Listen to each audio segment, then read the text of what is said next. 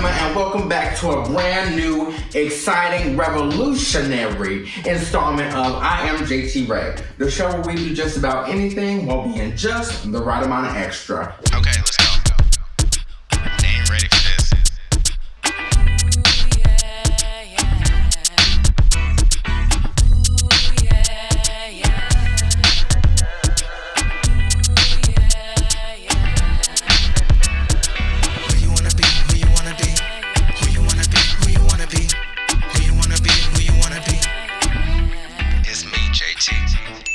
Today is the most incredible installment. You know why? Because JT-Rae is back. All right, we back and better than ever. We are reigniting the YouTube channel.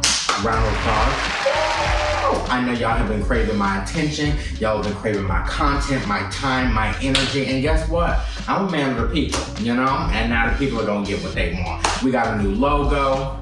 Clock it over there. We got a new intro. Roll the intro, you just saw it, great. We got all new content and it's about to be back and better than ever. And I could not be more excited, and I know you are too. So, as you can see by the title, today I'm starting a new series that I'm gonna call something like Storytelling with JT-Rae, you know? So, I asked the masses, I asked you people what your favorite nursery rhymes, fables, fairy tales, and things of that nature were. Okay, you can see all these responses right here. And I plucked some of them and wrote them on this nifty list right here. I don't know most of these stories like super detailed, so I'm just gonna wing it. But together we'll get to the end. And then we'll talk about the life lesson that we all should have learned from that lovely tale. So let's get into it. Let's check the little list, shall we? John Henry. I don't know enough about John Henry to really get into the details. I know he's a black man. I know he's big as hell. Something with a railroad. There was a mountain in the way. They was trying to, I might be describing the Chilean miners. So imagine a big mountain and a big ass man as tall as the mountain. They're like, oh my God, how we gonna get this railroad through the mountain? John Henry like, bitch, I got you. Takes his big old muscles, bam, bashes the mountain in, creates a nice little hole, and they finish the railroad. That's what I think happens, but I just know he a big man, a big black man specifically. So we're gonna call that one a check. I did that. Let's do Three Little Pigs, okay? Once upon a time. That's real good, okay. So basically, okay, once upon a time, there was these three pigs. They wasn't little. I don't know why they lying to you in the title. They was not little pigs. They was hefty, they was plump, they was rotund and round, okay? Frolicking through the grass, minding their business, eating slop and whatever pigs do, all right? Then, that's crazy. Then it was a wolf who was trying to snatch them up. They call him the big bad wolf, but we're gonna find out that that's not really the truth. They lying to you about that too, but that's besides the point. So, the wolf is trying to get them pigs. He's trying to eat them, because that's the circle of life, all right? So he pulls up to the pigs. He like, yo, I'm about to eat y'all. First of all, number one rule of being a wolf, don't announce that you're about to eat everybody, all right? Because then you run into this predicament that what we about to establish. So he tells the pigs, hey, I'm about to eat y'all. And they like, hold up now. Whoa. We ain't signed up for that. We were just trying to follow through the fields. So what they do, they run. Now the thing about these pigs is that they homies, they brothers. You're blood related, okay? And just like any old family, you got the smart one and you got some dummies and then you got some other ones. One of them smart, one of them dumb, and one of them probably a little bit of both. One of them probably has autism too. Shout out #autism awareness. So they run.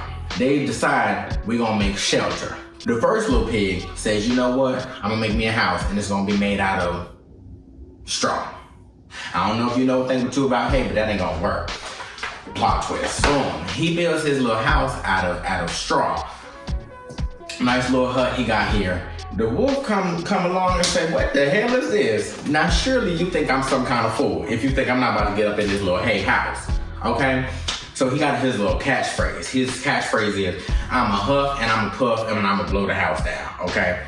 And he could have just gone like this and shit would have knocked over, but whatever. So he huff and he puff and he blow that motherfucker down. And then the pig was like, oh damn, I thought this was gonna work. So he gotta go. He run over to his brother's house. Now, here's my question. All right, let's put a pause in the story. If he was a smart wolf, this is why I say he's not a big bad wolf at the beginning. If he was smart, he would have ate them motherfuckers up from the get-go. The moment they started trying to run and gather materials and stack these sticks on top of each other, bitch, you would have been halfway eating a nice little pork chop. So let's get back into it. Okay, so he builds the sticks. He goes to the sticks. The wolf pulls up to the stick house and he's like, bro, y'all are dumb as hell. You thought this hay was gonna prevent me from getting up in here, it didn't work. You thought these sticks was gonna get me, not gonna work, watch this. So he do his little catchphrase, say it with me. I'm a hug, and I'm a puff, and I'm gonna blow the house down. He's like, the sticks fall down, oh, whatever. At which point he should've ate them hoes up. But they run on. They go to the smart brother, the smartest one of them all. Cause he decided he gonna make his house out of bricks. Now let me ask you this, where the fuck did they find bricks from? I think the house was already there, already built, and that motherfucker just rolled up in there and was like, you know what, I'ma claim this. And that's how we know they white pigs, okay? They Caucasian ass pigs, because white people love to be finding some shit that ain't theirs and then claiming it as theirs. Is appropriation, is colonialism, is stolen land. That's what I think. The wolf come over huffing and puffing because now he out of breath. Now he doing all this running, doing all this. He out of fucking breath. So he pulls up to the house. He's little pigs, let me in. That's he trying to do somebody else, trying to trick him. Maybe the wolf is white too. Sorry, let's not get political. And then the pigs say, not by the hair of my chinny chin chin. I guess they got beards. And they say, fuck you, wolf. He tries to huff. He tried to puff. It sounded like me after running a mile, out of fucking breath, and he can't do it. Now the pigs is rejoicing. Turn up, they drinking. They getting married. They think they won. The wolf is a genius, okay? He goes and finds him a ladder. Because what he gonna do, he gonna Santa Claus this bitch, okay? He gonna climb to the top of the house, hop up in the chimney, shimmy his way down, and then pop up in them bitch, surprise home invasion. Now all y'all motherfuckers is ate up. That's what's about to happen. And the thing about a wolf, remember earlier I said that they big as hell? They're huge. So you can be up on the roof all you want to, but it's creak with every footstep. They're here like, hold up now, what the hell? It's stuff falling, you know, the ceiling's cracking, so they know, they get a little privy. And so what they do, they start boiling some water. They put a little soup on. Okay, cause now clock with me, follow along with me in this story. In enough time that this wolf was trying to hunt them down to eat them, he built a house out of bricks and then went grocery shopping enough to make a soup. That don't make no damn sense. That's how I know he stole this house. It's somebody out there homeless because of these pigs, okay? They start putting on a soup in this big cauldron right under the chimney with fire and stuff. And so then, the little wolf hops up in there, shimmies down, splish splash, taking the bath. He falls into the soup and he getting boiled alive. That's sadistic as hell. And he howling, ow, ow, because he in pain, he boiling. And so the pigs are just laughing their ass off over this dying wolf and their thing. And so long story short, the wolf dies and they eat him. I don't actually know how the story ends. I'm pretty sure that's it. In my version, if you end up in a bath full of hot water, you gonna ouch and hop out that motherfucker. Now he angry, he tarred and feathered. I think he eats all the pigs, but they don't tell us that part. Why? Because white people wrote the story too, and it's about white people. And just like history and just like the Bible, any story where white people did some shit, they changed the story around to where the white people are triumphant. So the pigs, in this case, white people. Okay, you following, you tracking what I'm saying.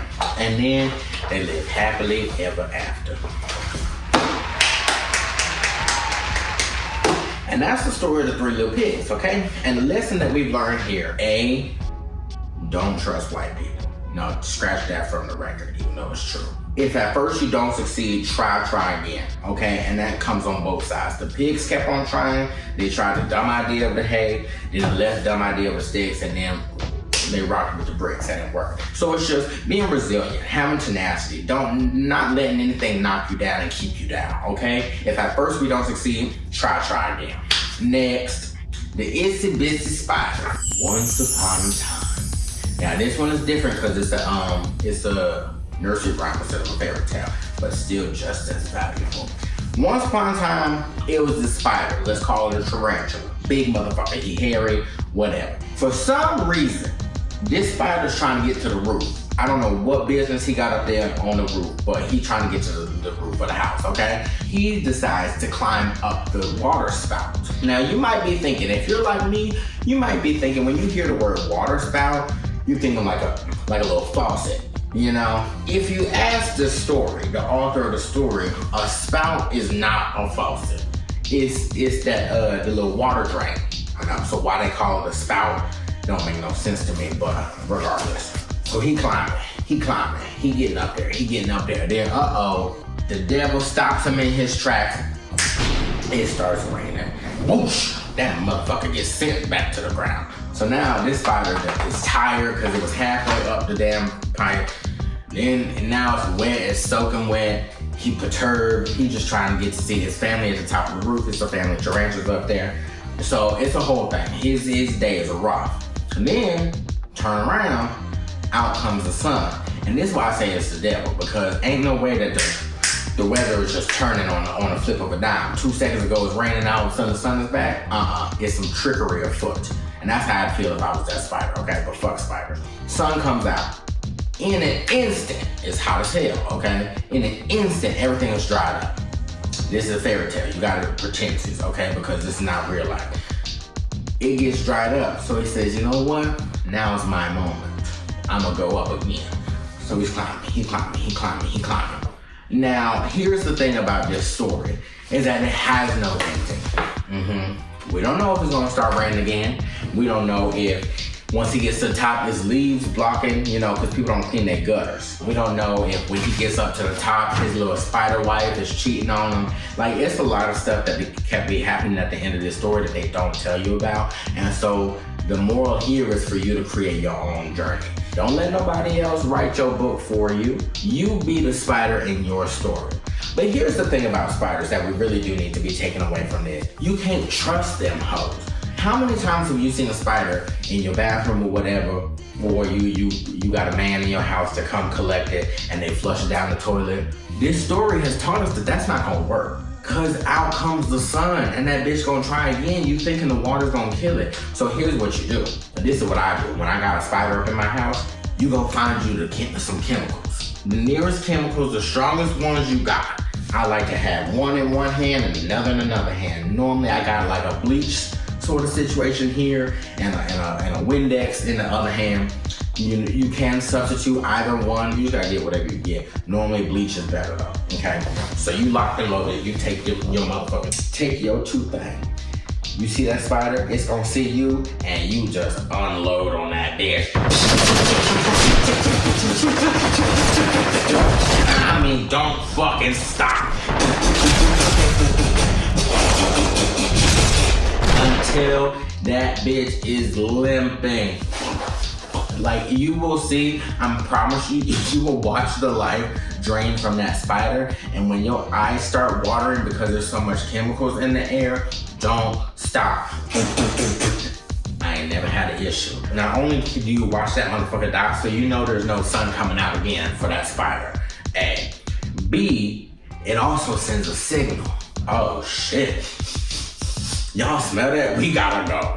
We got to go, because he is out there murdering bitches. And that's the lesson that we gotta learn from the itsy bitsy spider, okay? It's that spiders will survive. And so you gotta get you some chemicals and kill that hoe.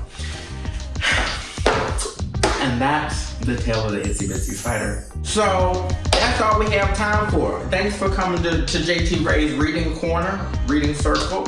Let me know if you enjoy this in the comments. Make sure you like and share, and then I'll keep doing more story times because there's a lot more stuff on this list that I ain't even got to. Okay, like I said, don't forget to like, share, subscribe. Let everybody know that JT-Rae is back, baby. Back and better than ever, okay? So I'll see you when I see you, shawties.